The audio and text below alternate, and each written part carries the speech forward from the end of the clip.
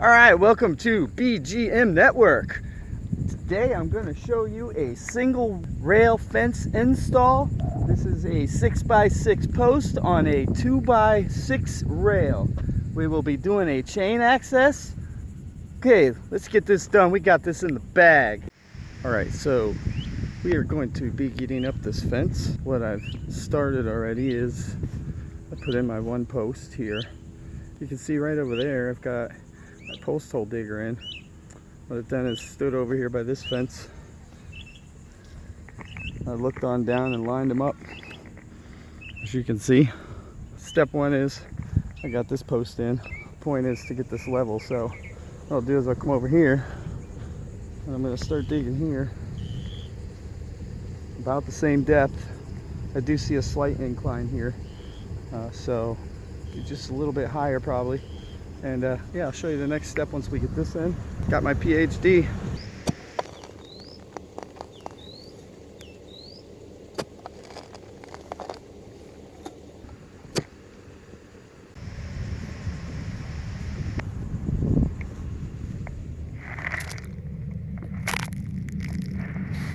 I set up my single rail fence is this guy over here I determined was the highest point of the area where I'm working. So therefore, with it being the highest, I want to set it a little bit lower, but it's my basic starting point because I'm going to keep everything level. I got this guy in, and next we're going to hook on a string line with a line level from this side to this other hole I just dug over here. Going to set a post in there. We're going to get our up and down level first. Okay, let's commence. So from the edge here of our 45 bevel is where I'm going to run my top of my board. So I want to put my string starting right here. Just like take a screw and find a nice spot. Start it with the drill, much like so.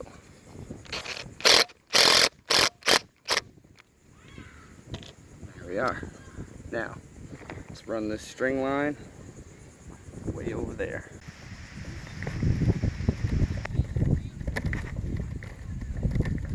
Once I've run the string out, I like to kind of pull it tight. Find what I think is pretty square to that one. That one can still be twisted a little. We want to try to line up with our hole. And then what I'm going to do is take this nice great big stake that I have here, drive it into the ground right about where I think we should be.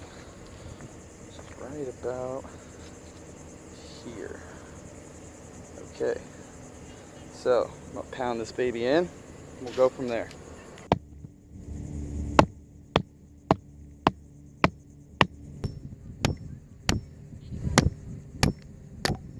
So, I've got my stake in, got my line run. Now I'm going to want to pull this tight, wrap it around here. We're going to stick our line level on, so just kind of estimate where you think it's level. Let's see how good you are. Take an estimate of what you view as level, and then we'll go stick the line level on and see how well I do. I wish I had a tripod.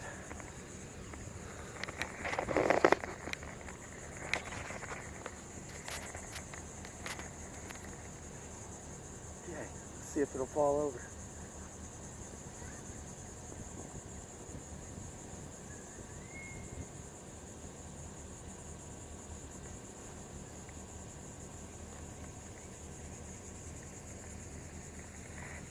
I think that's what, oh, it moved. So I find this to be level. We're going to check it out, wrap it a few times so that it doesn't move. Okay, let's go grab the level. If you haven't seen a line level, that's what this is. They're fairly cheap. It's worth having one. Hook it on, kind of like so. One end goes there, this thing clips on there, and bam. How'd I do? Oh man, would you look at the item? Good guess. Not too bad, not too bad. I'm almost right on. Alright, so once you got your line level on, you definitely set this line to be level on this stick. And after we've gotten this level, we then drop our next 6x6 or 4x4 or whatever you're working with into this ground, and you level up that same point to this line here. This is your level line. So I'm going to show you how I prep my 6x6. These have been cut down to 4 foot. What we do next is I like to find the nicest side. See, this is nice up here. And all I'm doing for this is take my speed square. Particular brand is a diamond, it looks like. Swanson speed square, as you can see. Any of the tools that you see me use will be in the description. If you buy through my links, you're just supporting this channel, which is going to help us keep putting out content. I'm just going 1.5 inches. If you're doing a 4x4, you're going to do a little less, probably more like 3/4. I'm on a 6x6, so just mark half right in here. And I flip it around, so nice and straight here. Keep it tight, and you draw a line. Voila, side to side. Do this all the way around. But see, at that point, you've already got a mark here. So what you're gonna do is bring this in right to that line again, just like that, and just go all the way around. As you'll notice, sometimes these cuts ain't perfect, if you can see that difference, but I see it. There's like a slight difference in that cut, but this will fix all that up. So after we've marked it all the way around, we're gonna grab this bad boy using a DeWalt brushless XR. It's pretty good. I'll link this also. Got it part of a kit, included with drill, all the other good stuff. Need my battery though. 1 second. To set this baby up, you can see I have it on a 45-degree angle. You're gonna line up and make that cut. The 45 facing out towards the top.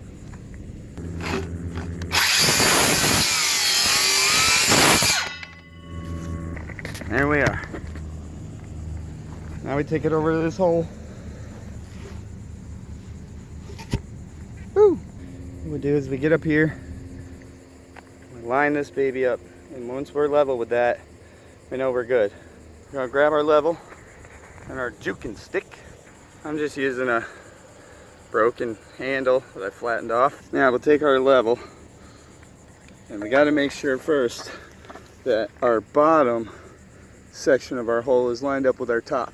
Once you've established that that is lined up, what we're going to want to do is start kicking in some dirt. A little method I learned is kind of go around at about 4 to 6 inches first. You don't want to just fill it up, make it a little bit harder on yourself. Grab your little stick, whatever you're using to pack this in, and just work your way around. Really pack it hard. That's why it's good to build a good size hole so you can get this baby in the center, because if you're not cementing it, which some people do, but I think it's just a waste because these things constantly need replaced or get hit, and cement on the bottom just makes that job so much harder. So if you're out in a big open field like this, there's no reason why you can't just stick it in the ground. Okay, so at that point, because I'm only so far, I'm going to add the rest of this dirt, and you just really want to pack it in. You want to check your level, you want to make sure it's staying level, and it's still slightly adjustable once you got it all filled and packed. You can still manipulate it to a certain point. Okay, I'm going to keep packing this in. As you're getting started putting these in the ground, you kind of just work them a little until you're good and square with the line. So that's going to help your boards look good.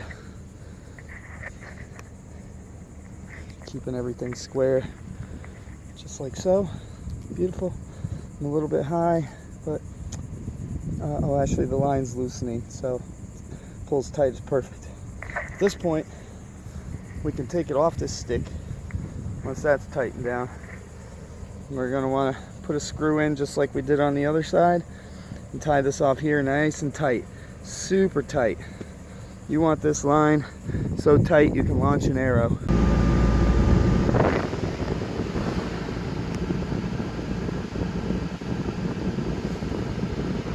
I've chosen to go with a 10-foot run because at 10 foot you don't get much sag in the board, and therefore I don't have to put any center post on my fencing.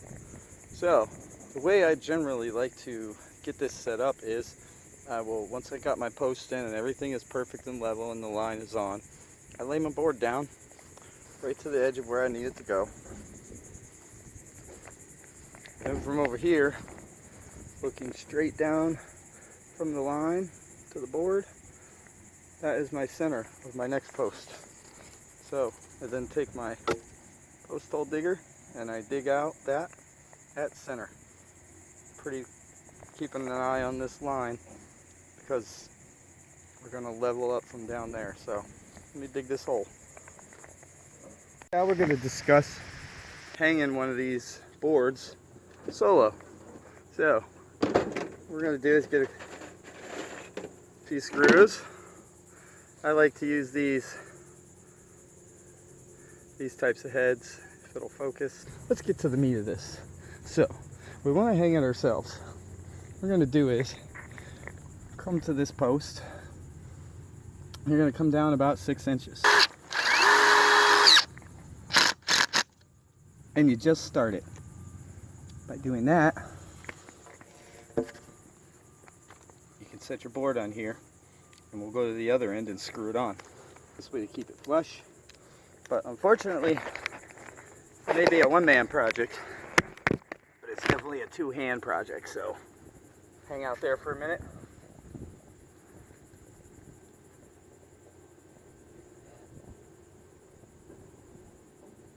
You want to stay right at your line.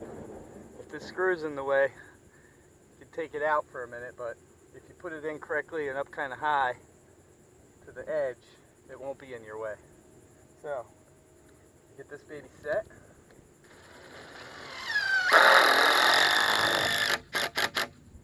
Voila.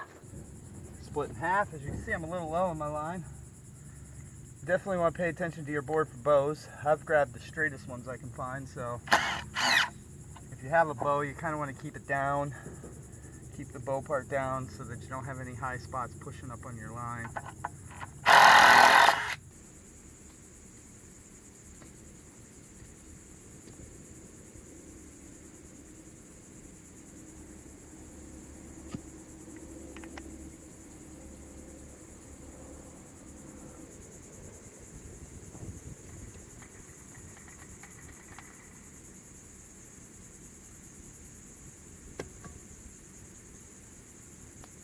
You line up, remember this is level, so wherever this breaks, you just go kind of close down there.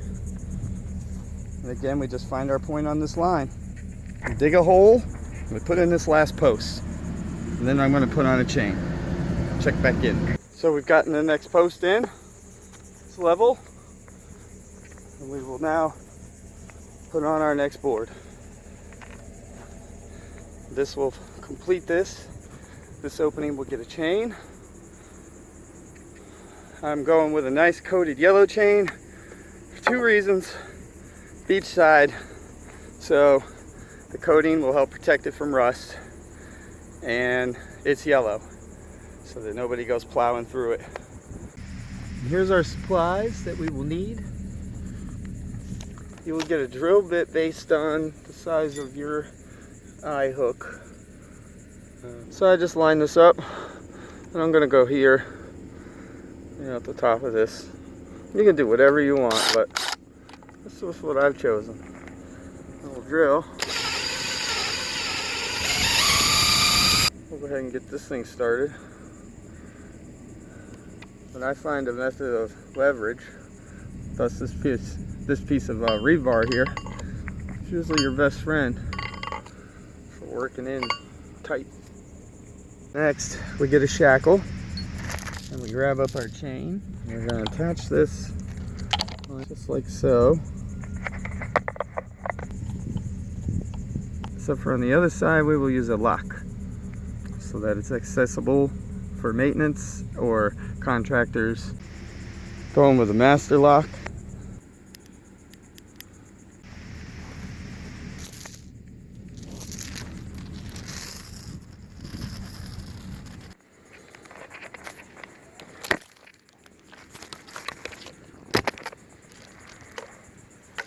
And here we have the completed product.